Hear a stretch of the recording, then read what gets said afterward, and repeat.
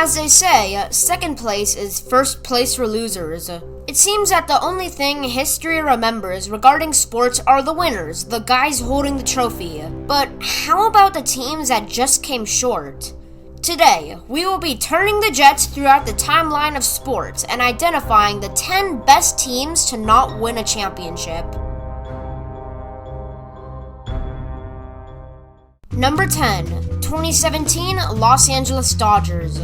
Judging by the Dodgers' major success in previous years, you'd assume that when they built up a 104-win season in 2017, their best in LA, they'd breeze their way to a World Series. And for the most part, they did. In their first and second series, they smoked their opponents, but once they reached the third, they couldn't find home. In the World Series versus the Houston Astros, they stayed neck and neck throughout the first 6 games, but in Game 7 at home, they fell 5-1. Yes, the world soon figured out that the Astros cheated in that series, but the results still remain in the record book. Number 9, 1997-98 Utah Jazz. After falling short to the Chicago Bulls the previous year, the pick-and-roll Jazz were bound for another final soon. With point guard John Stockton and 1996 MVP Karl Malone, the Jazz would win 31 of the remaining 36 games in the regular season to pave their way to their second consecutive finals. Unfortunately, the Jazz had to face the Michael Jordan Bulls again and would go down 3-1. After a Game 5 victory in Chicago, Utah would host Game 6. The Jazz have the ball, up by 1 with 25-ish seconds on the clock. They could wrap this game up and force a Game 7. What did the Jazz do? They got the ball stripped away and Jordan ran up the court, took a game-winning mid-range jumper, and won the title. Welp, what'd you expect? A few years later, Utah's stars would either leave or retire. Speaking of NBA teams' hopes being crushed by Michael Jordan, our number 8 spot is yet another victim of the Bulls, the 1992-93 Phoenix Suns. The 1992 season was the Suns' best by far. They won a record-setting 62 games, held MVP All-Star Charles Barkley, and had the best stats out of every team. The one-seeded Suns encountered the Bulls in the finals, and like the Jazz, they went down 3-1. After a comfortable Game 5 victory, the Suns would host Game 6 in an elimination game. The Suns have a 2-point lead with under 20 seconds remaining, with a chance to force a Game 7. What did the Suns do, you might ask? They airballed a jumper and fell asleep defensively as John Paxson made a wide-open game-winning 3, winning the title. Barkley would leave soon after, and Phoenix would continue to struggle. Number 7, 1995-96 Detroit Red Wings. Led by Steve Yzerman, Detroit seemed unstoppable with 62 wins and 131 points, the second best in NHL history. However, their stellar play soon came to a halt, since after barely edging past the Blues after Yzerman made the game-winning shot in double overtime, the Red Wings were knocked off in 6 by the Avalanche. And remember, these Red Wings were heavy favorites, so when the Avalanche took control, the NHL world was shocked. Number 6, the 1954 Cleveland Indians. Prior to 1954, the Cleveland Indians hadn't won even 100 games. In 1954, they unexpectedly won 111 games with 6 Hall of Famers on their team. Come time for the World Series as heavy favorites against the New York Giants, what do you think happened? A. Blew a 3-1 lead and lost in Game 7. B. Their star accidentally broke his own foot with his baseball bat. C. They won. Or D. Willie Mays made a great over-the-shoulder catch in Game 1 to force overtime where the Giants won and continued to shockingly sweep the Indians. Well, if you said D, you're correct. The Indians did get clobbered while having one of the best winning percentages in the century-long game. Number 5, 1972-73 Boston Celtics. After Bill Russell retired in 1969, lots of doubt was brought into Boston. But somehow, in 1972, they made a franchise best with 68 wins and 14 losses. In the conference finals against the Knicks, Havlicek was injured by a Dave DeBusschere screen, which led to him underperforming over the remaining games of the series. As a result, the Knicks shut down Boston's offense and took a commanding 3-1 lead. After tying the series, Boston sputtered in Game 7 at home, consequently losing of their best record to date. Can't feel too bad though, they won the finals the next season. Moving away from the NBA, let's go to number 4, the 1990 Buffalo Bills. Not only will this, along with the next 3 spots, be great teams failing to win a trophy, but they will go down in ridiculously unfortunate fashion.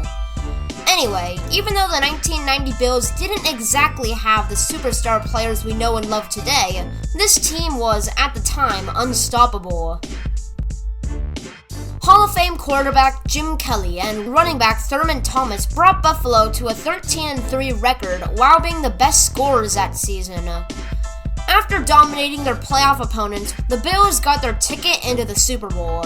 So, of course, as favorites over the New York Giants, the city of Buffalo thought they'd take home their first ring. After coming to the waning seconds of the game, it seemed that way. Only down by 1, Scott Norwood was to kick an easy 47-yard field goal. What could possibly go wrong? It's not like he'd choked because of the stress of millions of people watching the Super Bowl and the entire city of Buffalo depending on him to make this kick. Oh shoot, he did choke the field goal. Norwood missed wide right and the Giants won the Super Bowl. Well, how about next year? Namely, the next 3 years. Oh no. Number 3, 1998 Minnesota Vikings. Although the Vikings didn't lose a Super Bowl, the result was just as bad. Prepare yourself. So, in 1998, the Vikings built a fun-to-watch Super Bowl-worthy team consisting of Randall Cunningham at QB and a dominant receiving game with Randy Moss and Chris Carter. Not to mention, they had 15 wins and 1 loss, one of the best records to date. In the playoff game right before the Super Bowl, the Vikings would be heavy favorites versus the Atlanta Falcons. With 2 minutes left, a 7-point lead, and a chance to make the lead 10 with a 39-yard chip shot by a kicker who hadn't missed in 2 years. What could possibly go wrong? Literally everything. Gary Anderson missed the game-sealing field goal, Atlanta tied the game at the end of regulation, and later won it in sudden death overtime to reach the Super Bowl. That's pretty sad. Number 2, 2015-16 Golden State Warriors. In the well-known finals rivalry between the Stephen Curry Warriors and LeBron James Cavaliers, the Cavs would only win once in their 4 championship meetings. That year was 2016. However, this loss was no doubt the worst time for the Warriors to infamously choke a 3-1 series lead, because that season, the Warriors had built up an incredible 73-9 record, the best in NBA history. Additionally, sharpshooter Stephen Curry was MVP, averaging 30 points a game, along with his Splash Bros Klay Thompson and Draymond Green, and Steve Kerr was Coach of the Year.